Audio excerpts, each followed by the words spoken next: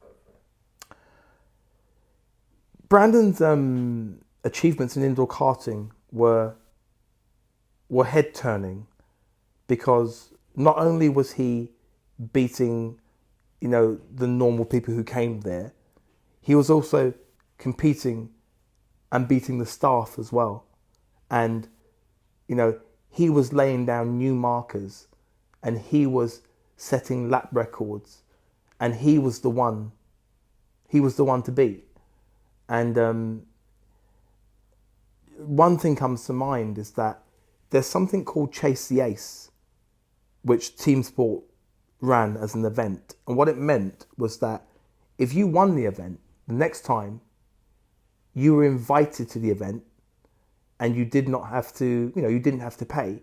You were like, you know, you were the ace, and then everyone had to beat you. So it was almost like last man standing. But the only thing with that, because Brandon was so good, Brandon kept winning Chase the Ace. And for about 3 months, Brandon kept coming back as the ace. And, on occasion, sometimes Brandon was lapping some of his closest competitors, 3, 4, 5 times. And, I would say he gradually outgrew indoor karting, and he forced me to find him another challenge. And that's when I took him outside to face the competition outside. That's exactly what I was looking for. Awesome. Okay. So the next question. So what you so far you've answered already.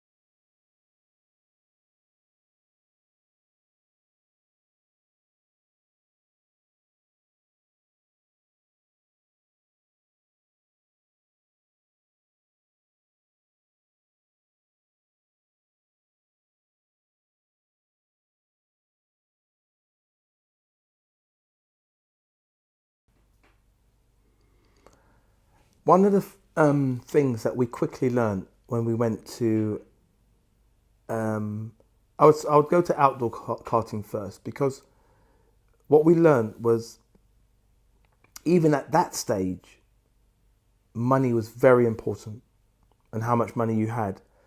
And it kind of related to the team you could be with. It related to the equipment you had. It related to the reliability of the equipment that you had. And those things, they decided the winning of the race, the winning and the losing of the race. We went through quite a lot of, disappointment. It's never always been all about winning and everything's been successful, and he's just gone from strength to strength in that way. We've had to put up with lots of, breakdowns, technical issues, and sometimes equipment not being adequate at all, and Brandon having to compete. He's always, one thing I'd always have to put next to Brandon is that he's always raced against the odds. He has always raced against the odds. And, it's nothing that I don't feel bad about the situation because my budget was inadequate. I don't think, doesn't matter how much money I had, I don't think my budget would have ever been adequate.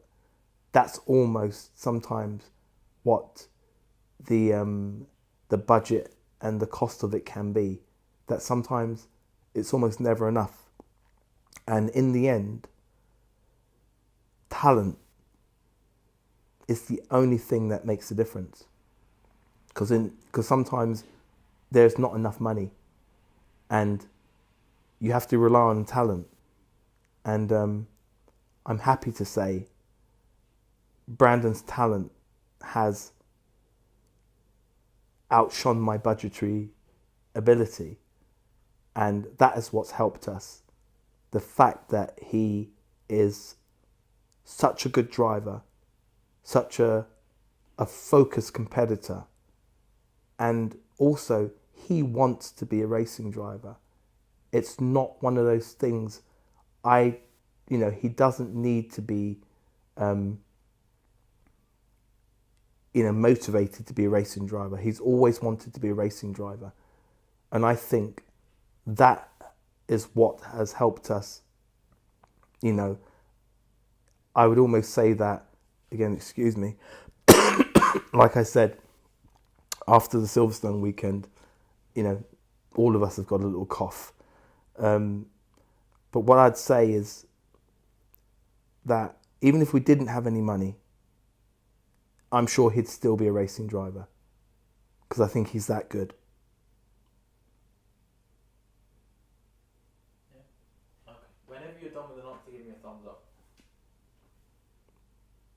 Alright. So basically, I really like the way it's gone so far.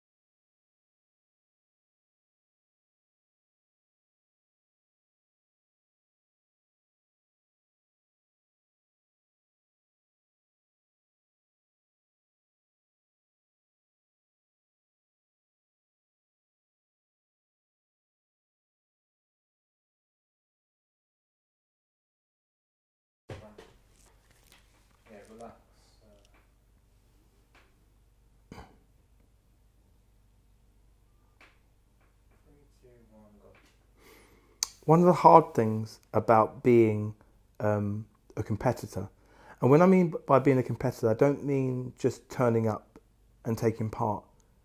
I mean when you have a goal in mind and you are attempting to progress each weekend and trying to establish yourself as a competitor and a racing driver.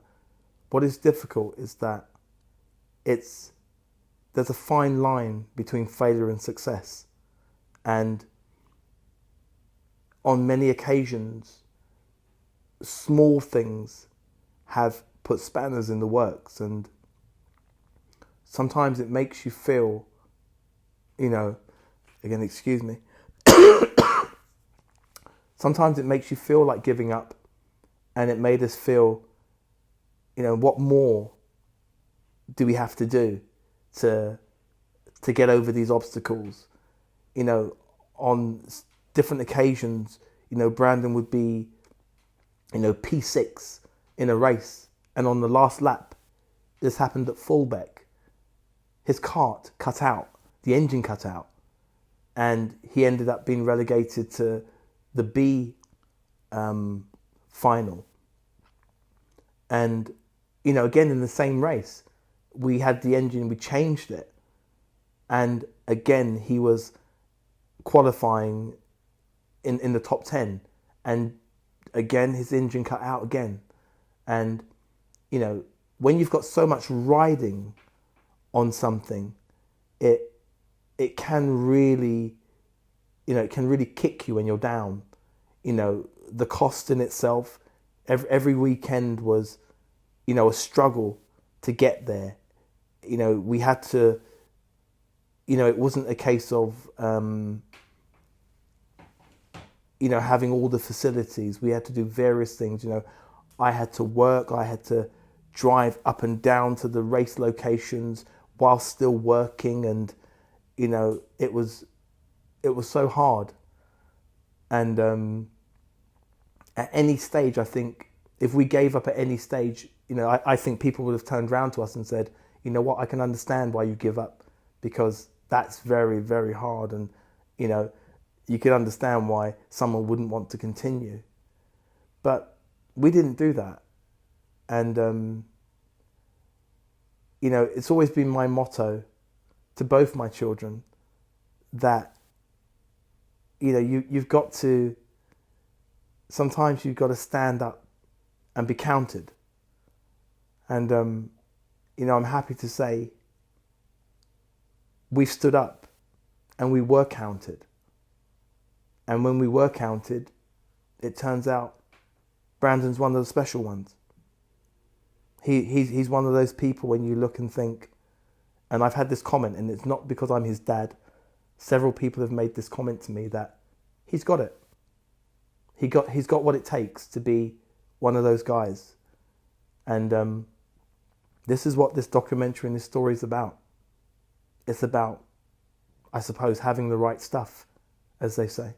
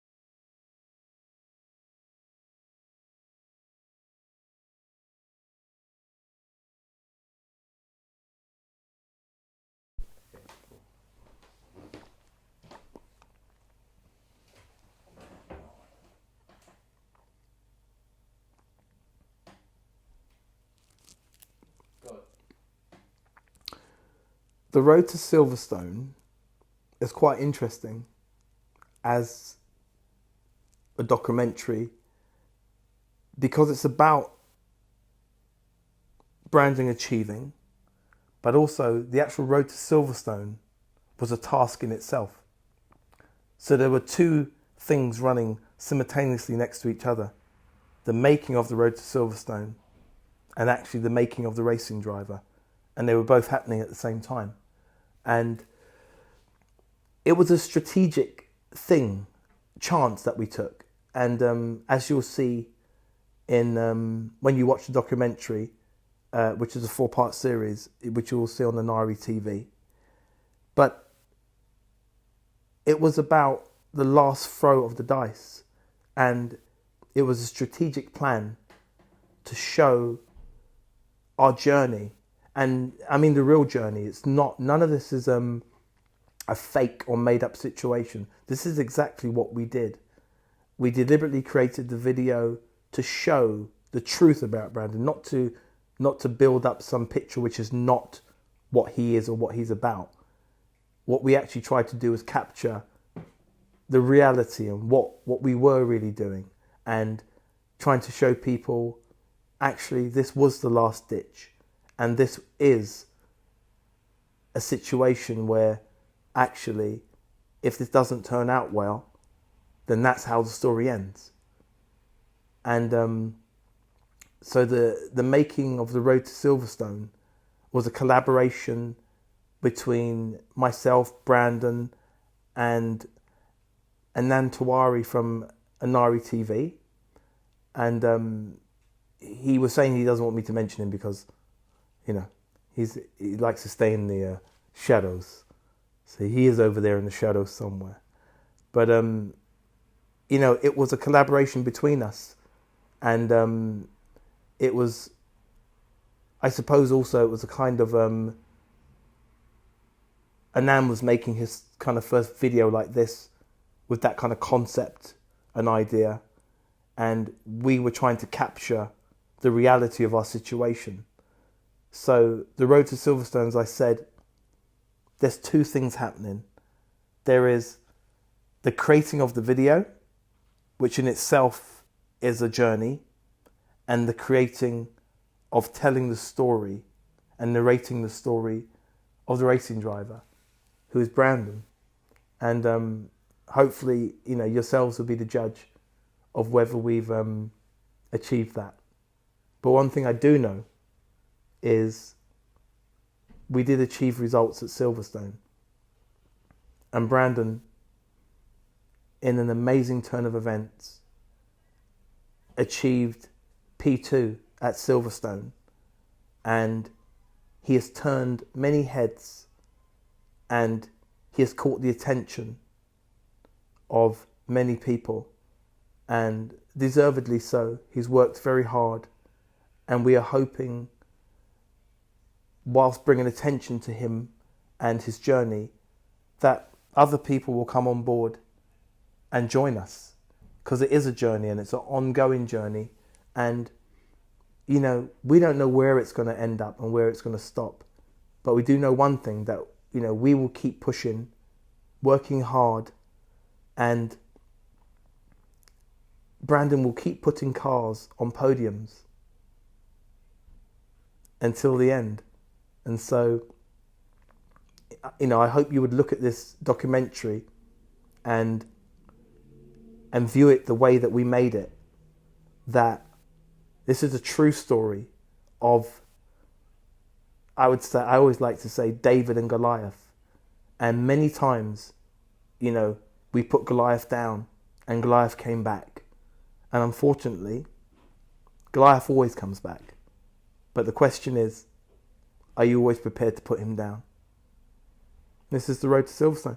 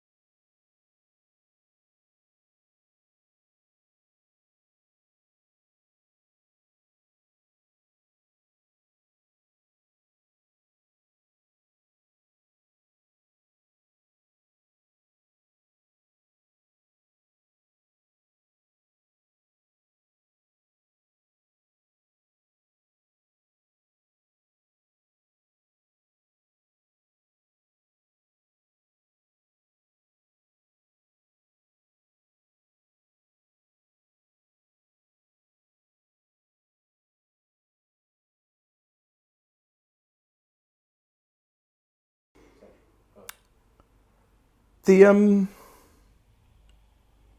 the feelings and things I had about the up and coming, the up and coming race, the Silverstone race, was quite difficult because I always knew what was resting on that. I always knew the gamble that we were taking. I always knew the risk that we were taking. And as much as I would have loved to enjoy the event like everybody else, I could barely watch because until it was over, it was, it could all just end just there. A crash or anything could happen. And so the way I went through the weekend was, it was exhausting. And even building up to that, the test day, everything, it was very draining. And, I had to be, I suspect, or how you want to call it, the life of the party. I always had to be, right, let's go, let's do this, let's do that. But internally, I was very fragile because I knew at any point it could go wrong. And I suspect that is what is the attraction to competing and trying to succeed at this kind of level. It's the fact that any moment it can go wrong. And it's not just a characteristic of this particular sport. It's a characteristic in any sport and various walks of life, that what people are attracted to are the risks. It's a shame, but that's what it's about. That at any moment you could lose or it could go wrong. And that's what makes it appealing. And I would say, if you watch the documentary and the up and coming episodes, you'll see that at any point it could have gone wrong. That's great.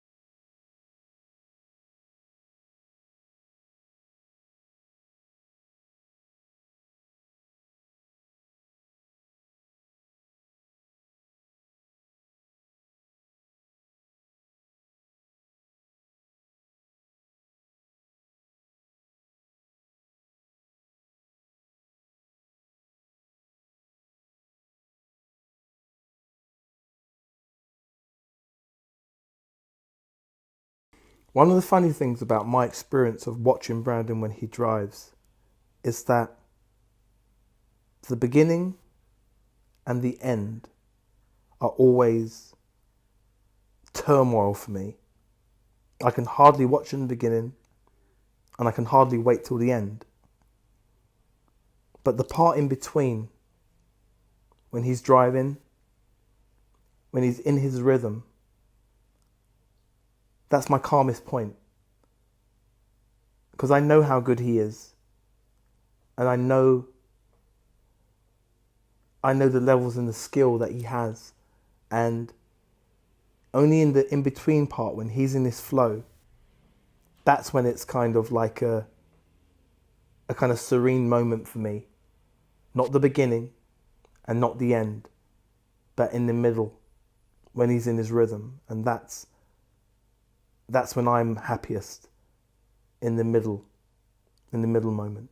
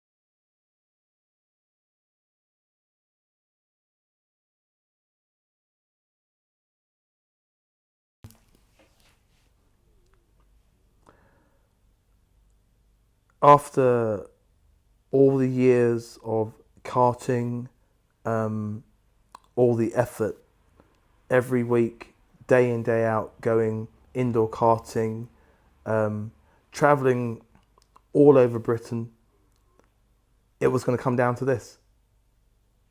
This was going to be the day of reckoning. This was going to be what it was all for.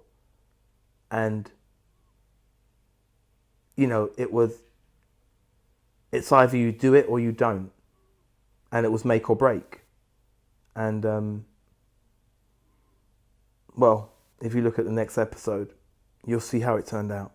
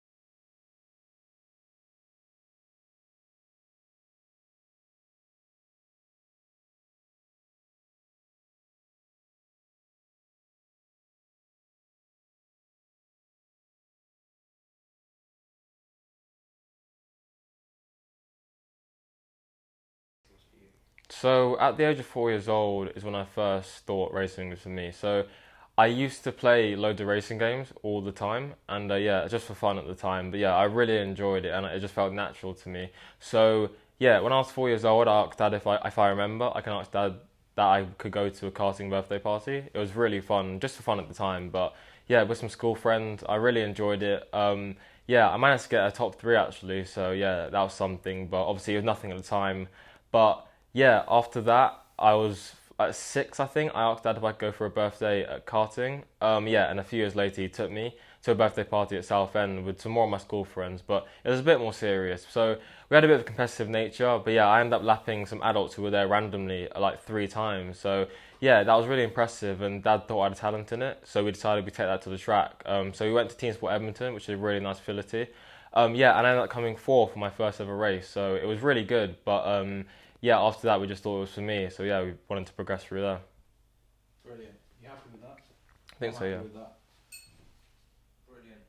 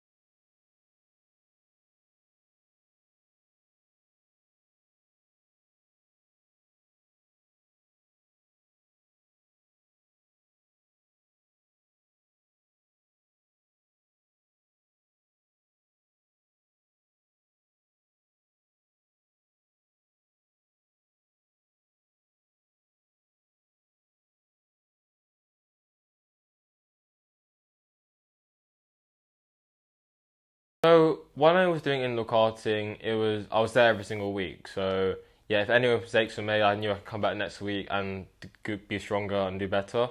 Funny enough, there was no issues really in indoor karting. It was mainly good for me. I used to win a lot, so I was very consistent. The karts used to handle pretty well, pretty equally.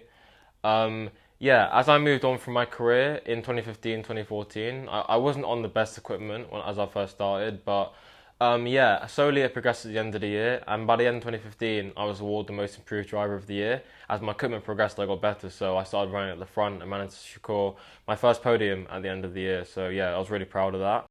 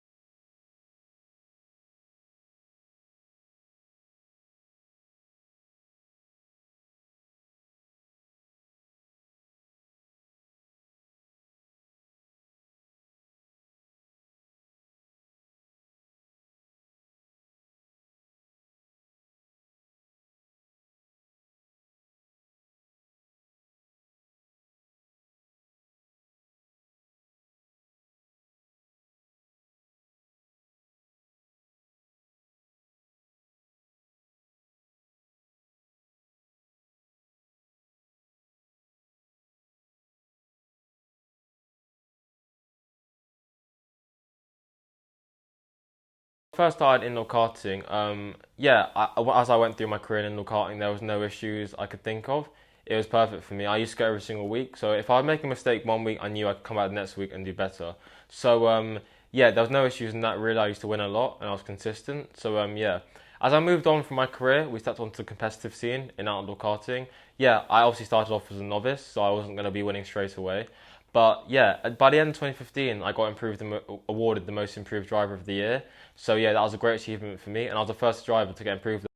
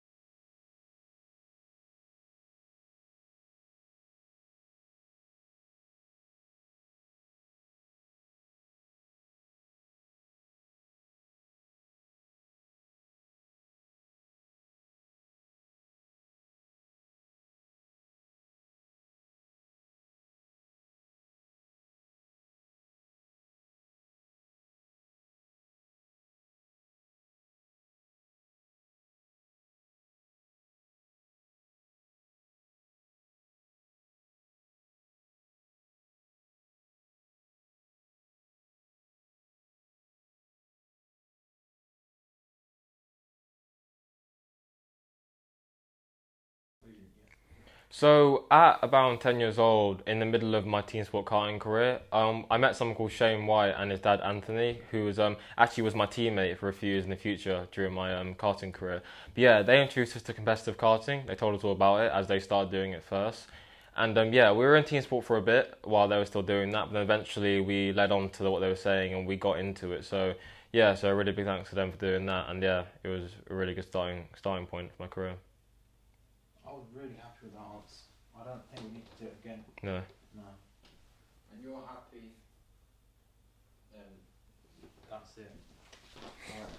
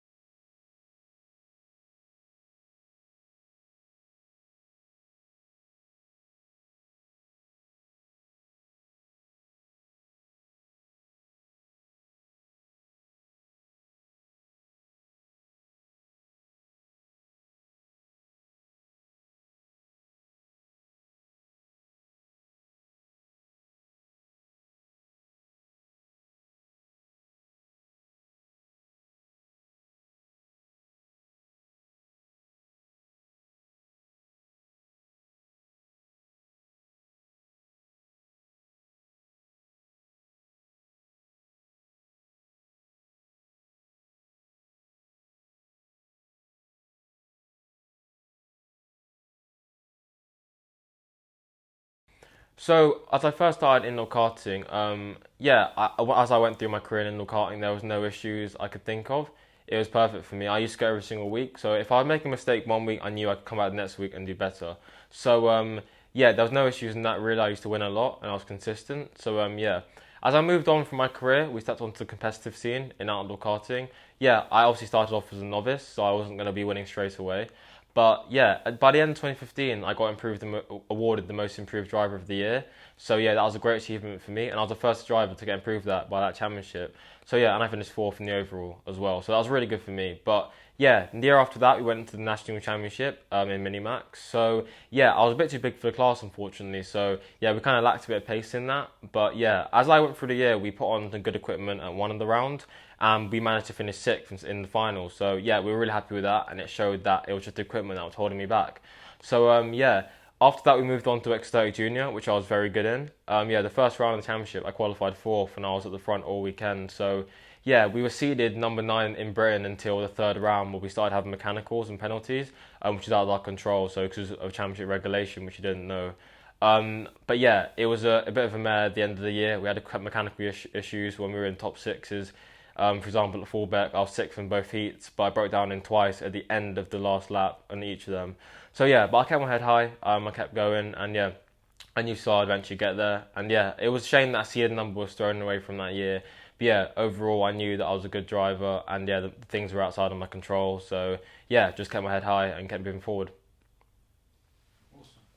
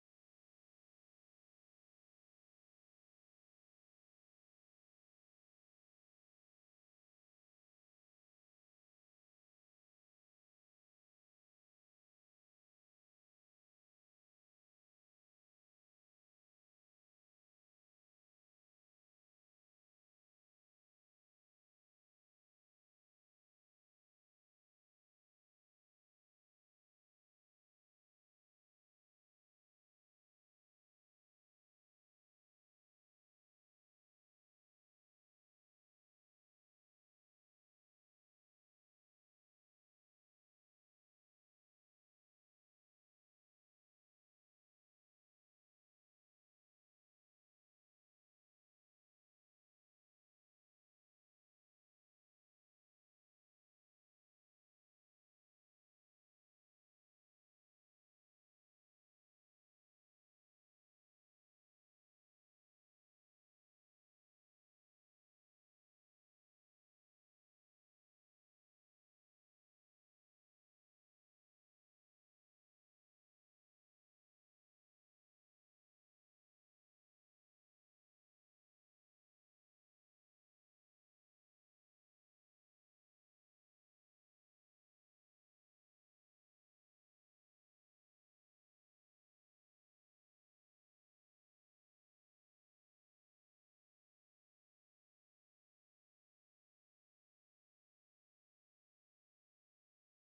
Giving up. So I never thought like giving up while I was doing motorsport. I had a lot of ups and downs in my career, but yeah, I was always kept motivated. I had lots of friends in motorsport who I met throughout the years who were doing it at the level I wanted to do it. For example, in cars, and I always thought, okay, if they're doing it, I can get there too. So yeah, I just kept moving forward, keeping my head high, and yeah, always knew that eventually someday I would get there. Yeah.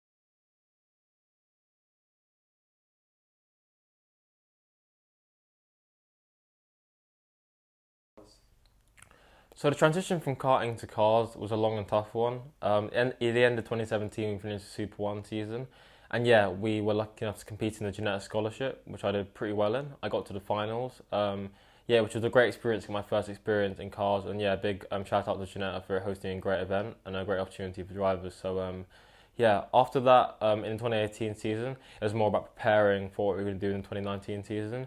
So in 2018, around mid-2018, I joined the ISO Winter Development Program, yeah, which was a really good experience. And yeah, it was they're a great facility there. And yeah, so I was training for a few months there.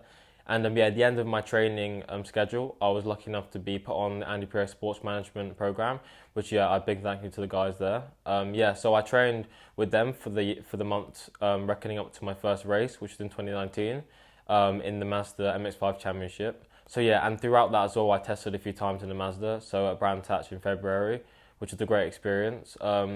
And yeah, so throughout the year, I was just training, preparing for the first race, and yeah, the first race came, and yeah, that's when it first started, really. Great. We'll keep.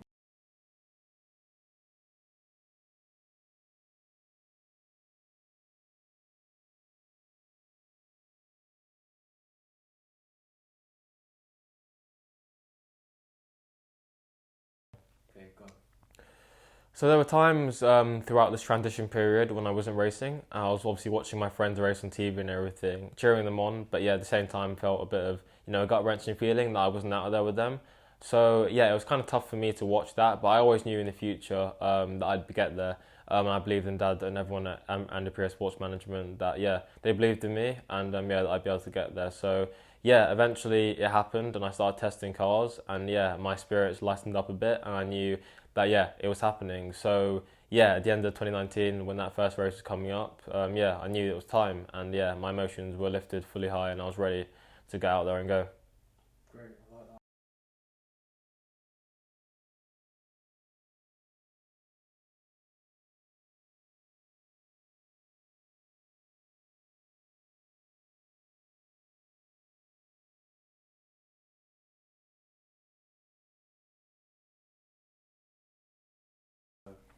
Yeah, go for it. So as indoor karting, I was mostly winning, and I was doing very well there. So my emotions were really high. I was confident in myself. I knew, in my head, I thought, yeah, I'm the best, and I thought I could beat nearly everyone that came up against me. So yeah, as I transitioned to outdoor karting, it was tough. Obviously, the competition out there was a lot higher, and the quality of people out there were much stronger. So it took a bit of adjusting to, and my equipment wasn't also up to par with theirs, so that also gave me a disadvantage. So yeah, it took a long time for me to get up to par with them guys at the front, but yeah, the emotions were tough. I felt, that okay, I need to get as good as these guys, and it was a gut-wrenching feeling that I wasn't as fast as them at the start. I was used to being fastest, so yeah, but after that, I progressed slowly to the end of the season when I started becoming one of the guys who was winning and in the podiums all the time in Minimax. So yeah, I was starting to get much happier with myself, and yeah, proud of everyone who was helping me with the equipment and everything. And yeah, it was a great experience after that. Yeah. Okay, great. Really happy with that.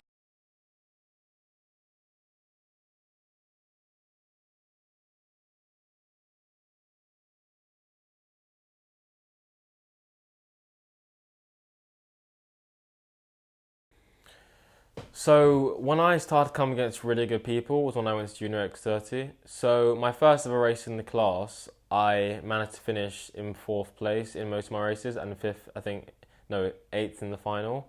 Yeah, but there was a massive grid, and the competition was really tough. There was a lot of drivers who were really tough in there, and I used to look up to a lot of them before I went into the class. So yeah, I showed them respect, and yeah, it was respectful racing on track. And yeah, some of them might even be better than me at the time. But yeah, I slowly progressed, and I thought, okay, eventually I'll become as good as these guys. And yeah, throughout the year, the first few races of the year, I was up with them, running at the front. First race, I was 4th, 5th, and 6th in my final. So yeah, I did really well, and I was up with them all the time. But yeah, eventually throughout the season, my equipment started to lack in quality, so I started to break down, for example, in top 6 positions. So yeah, the emotions were pretty tough. I knew my championship was whittling away from me, getting a top 10 in the UK seeded number, which would have been there for me. But yeah, after that, I just kept my head high. I knew I was quality enough driver to be there. So yeah, with the equipment failing on me a few rounds, I just thought, yeah, this is racing. It happened, even though it was only happening to me, which was weird. But in my team, but yeah, overall, it's just racing. Equipment, hasn't got a beating heart. It's machinery at the end of the day. So yeah, it can fail, and yeah, I just took it on the chin, and yeah, moved forward really. Great. And the last question.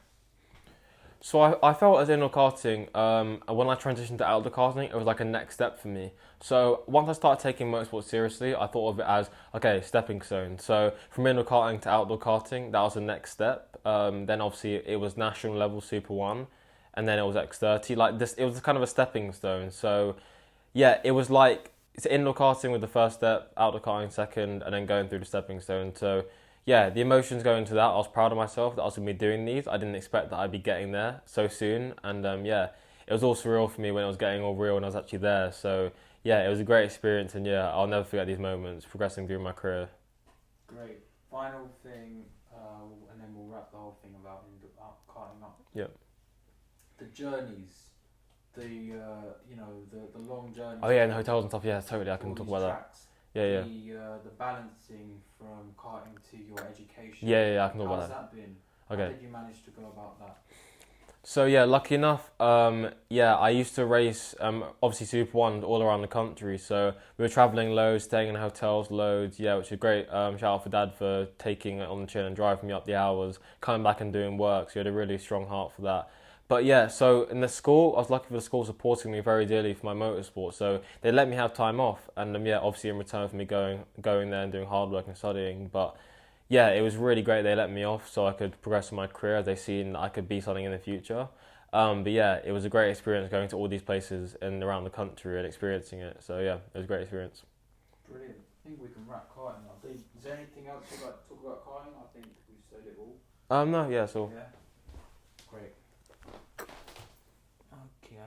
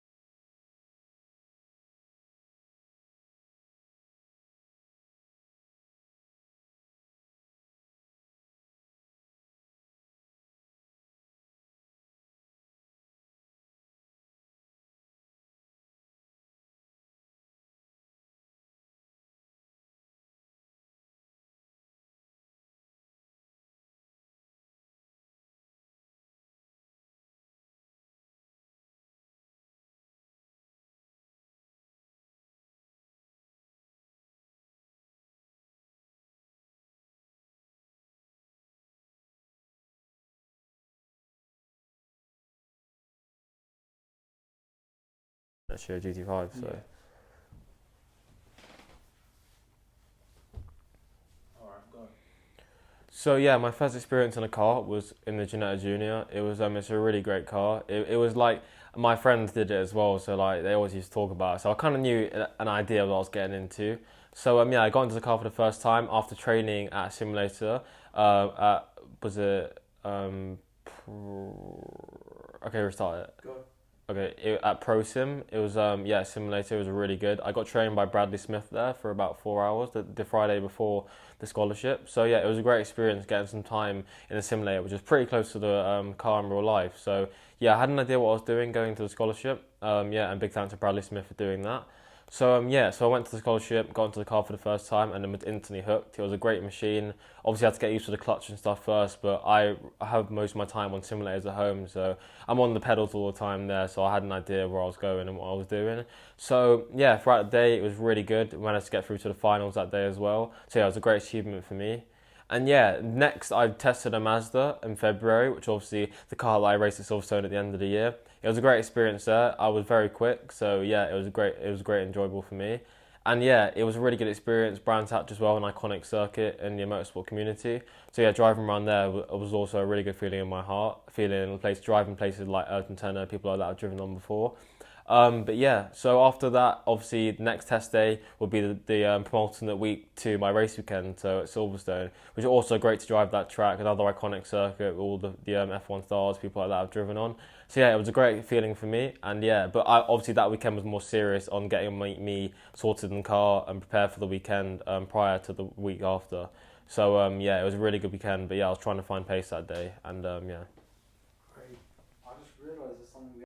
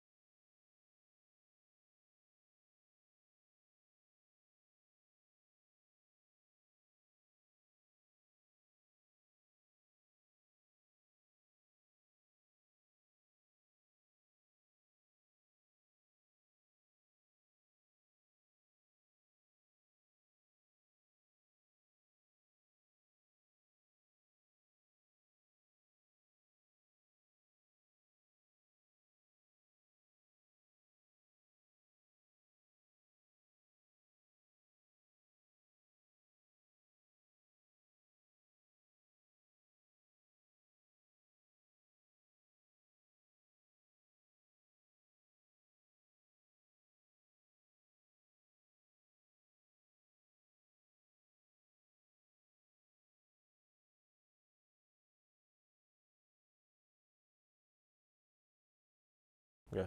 So being on board with the guys at Andy Perez Sports Management has also really helped me going through the weekends I've been racing. Obviously training throughout the year with all the training facility they have there. Yeah, it really helped me going into the weekends and yeah, helped me with my performances, keeping my head clear, all things like that. So yeah. So you told me not to elaborate on it, so I can elaborate and talk about what I did there specifically. No, that was a perfect answer. I thought you told me not to do that, so No, I did. It's cool. You did it perfectly. I can talk about I can talk about what I did there. How about you mention your first time actually training upper zone? But I know you did that like way before you had the Mazda stuff in mind. So, Yeah, I think just do like another answer. Cover anything you feel that needs covering. And yeah, just go for it when you're ready. Okay. I'm just gonna play one. Yeah, that's fine. Cool. Okay. Alright. So my first time training up at iZone Drive Performance was when I was 12 years old. It was on the karting simulator, so it was just prepping for the Super One weekend in 2016 at Cumbria and Rower. I said it the wrong way around. Okay. In Cumbria, Rower circuit. So yeah, it was a really great experience there. Yeah, I was being trained by John Pratt, who's also really helped me throughout my career in the future. And yeah, it was a great experience there on their simulator, which is a perfect facility. Really enjoyed it, and I recommend any driver who wants to train and try and better themselves, the driver, to go there because it's a great facility and they're great people as well. Brilliant. Brilliant.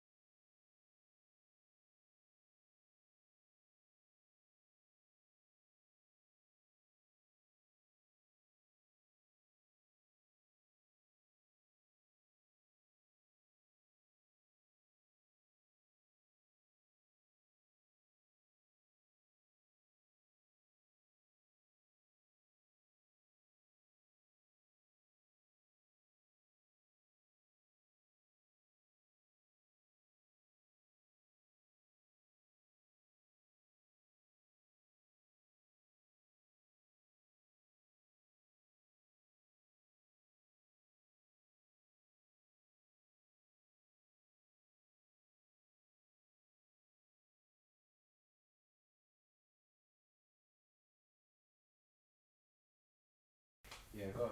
All right. So yeah, at Anipiro Sports Management, I was being trained mentally, physically, and obviously on the simulator. Dietary plan as well, and yeah, they gave me an app to work out when I was at home. So I was always training, preparing for my day of reckoning at Silverstone Circuit. But yeah, the training there is really good. I was being lasered around track to focus on my visualization, so looking ahead on the apexes and on the exits. My minimum and maximum, which is basically your throttle input into corners and how much throttle you're putting on into the corner and out the corner. Yeah, so basically how much minimum speed you're keeping up. So yeah, that was really good, and that improved your pace by so much. So yeah, the training throughout the months working up to that Silverstone race was really helped me, and yeah, made me perform how I did at the weekend. But yeah, everyone at APSM, they're brilliant guys, and yeah, I recommend any driver who wants to become a star of the future to go on board with them guys because they're brilliant people. Brilliant. Brilliant. Cool. Is there any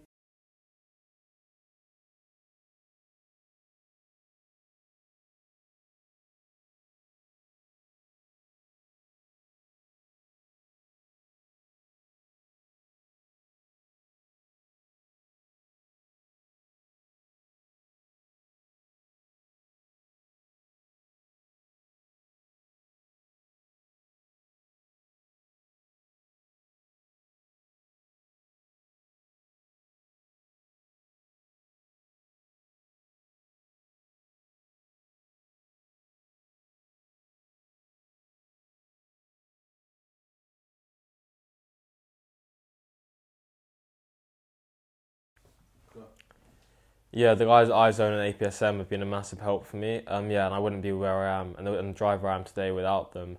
So yeah, I appreciate their help so much, and yeah. Awesome.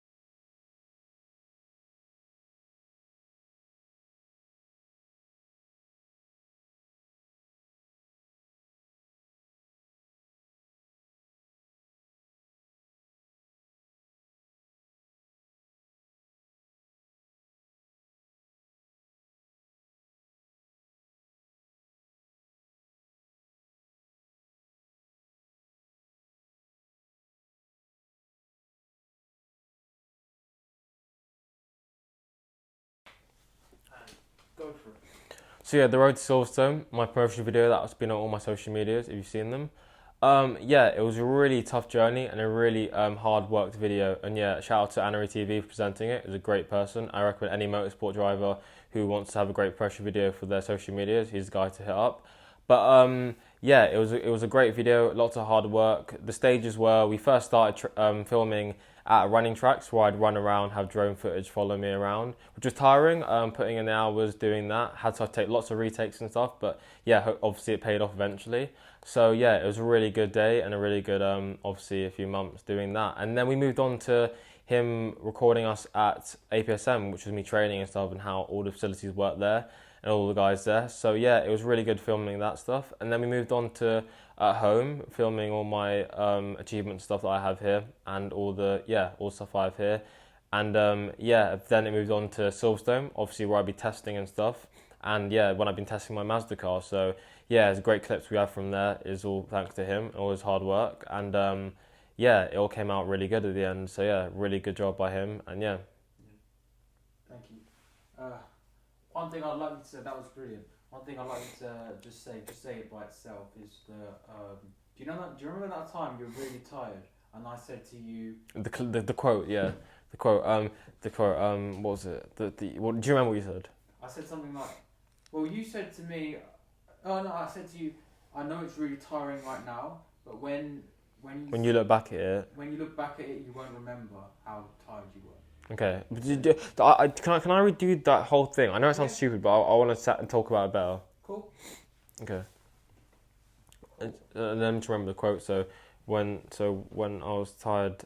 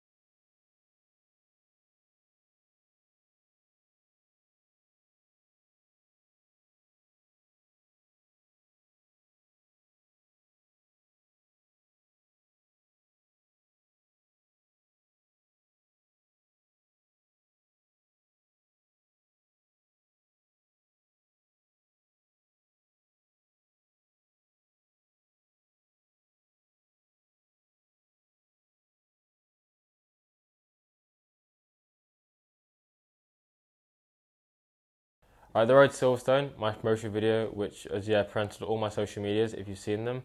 Yeah, it was a really hard-working long video to make through the 2019 period leading up to my first race. Yeah, presented by Anari TV. It's a great guy. I recommend any motorsport driver who's trying to get a good promotion video for their social medias. He's the guy to hit up. So yeah, big thanks to him. But yeah, so it was a great video. Very hard-working. The stages were we would first be filming a running track where I'd be running around and a drone would be following me. Which was a hard day, very sweaty. It was like some days were 30 degrees, but at the end of the day, I remember him telling me, it'll be all hard now, but eventually it'll all pay off, and I remember, which obviously it has. So yeah, big thanks to him for the advice and the motivation to keep pushing forward. But yeah, after that, we started filming at APSM, where we were training throughout the months leading up to the race, which was great, catching all the hard work the guys do there with me and getting me prepped for the race at the end of the year. So yeah, after that we did filming at my home, so all the achievements and stuff we have here and everything that we do at my facility at home. So yeah, it was a great recording all that stuff, seeing some behind the scenes of what goes on, not to the track. But yeah, then after that we were filming me in the Mazda, so the test days leading up to when I'd be racing at Silverstone, and yeah, it was great getting all that footage, seeing all the hard work the guys at NHA Motorsport were doing for me, getting me set up in the car and getting me all prepared for my weekend of reckoning, so Silverstone. And then the final part of the Road to Silverstone was the actual weekend, where we were hoping the results was going to be really good. We were just hoping to get a good average weekend, but yeah, the weekend excelled. It was brilliant, and I managed to get a podium. So getting all that on camera and getting all the emotions for the weekend, the mixed emotions of the anxiety, it was just, it was amazing. And again, big thanks to Anari TV presenting all of this and up to this period. So yeah. Awesome, mate. I think this will be the last question.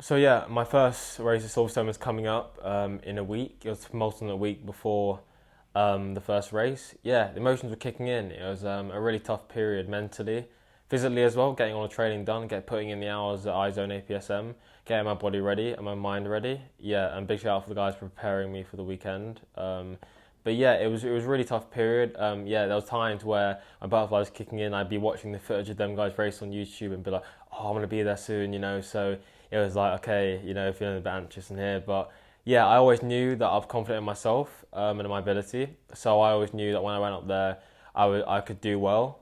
And yeah, hopefully I did. And yeah, especially on drive up as well, I remember I was feeling so anxious. I was like, oh, come on, we have to do this. We have to do really well. But yeah, that's all part of racing, all part of motorsport, all sports. Everyone feels anxious, so it's all part of it at the end of the day. But yeah. That answer is so good.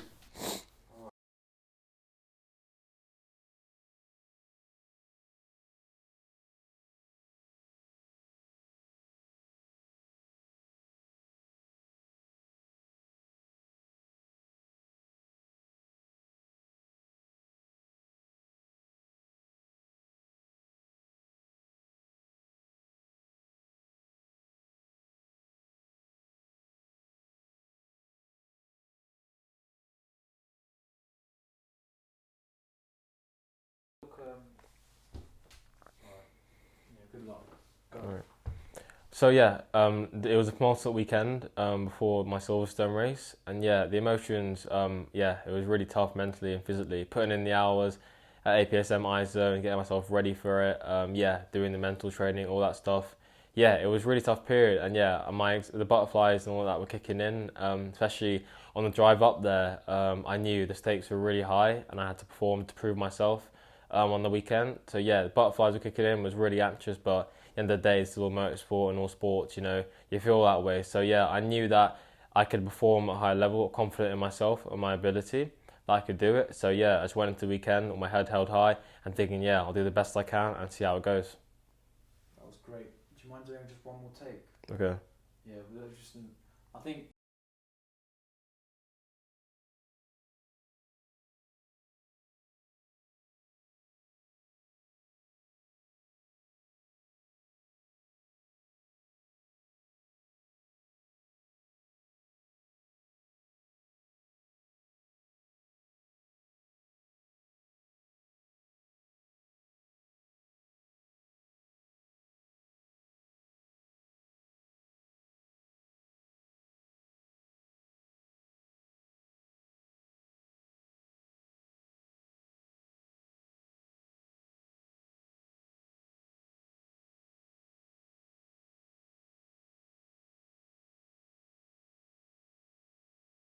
final take. Good luck. So yeah, the weekend before my first race at Silverstone, yeah, this was my day of reckoning, and the stakes were so high leading up to this. So yeah, I knew I had to perform. Yeah, it was great getting training at Andy Perez Sports Management, Eyes on Drive Performance. Yeah, getting myself prepared mentally and physically. So yeah, it was a big shout out to them for getting me to where I am today and how I did the weekend. So yeah, it was a great experience, and yeah, the butterflies were kicking in so much on the way up there. You know, I feel like, okay, this is my moment to shine. I had to prove myself to so many people. You know, yeah, it was really tough on my head and on obviously the physical training as well. So yeah, going up there, it was mixed emotions of, you know, I'm finally going to get there, race on the iconic Silverstone circuit, and also, okay, I have to form. And yeah, we're really there and we're really doing this, you know, got to prove myself to people and yeah, get myself out there. So yeah, mixed emotions leading up to that weekend, but yeah, it was amazing, and yeah,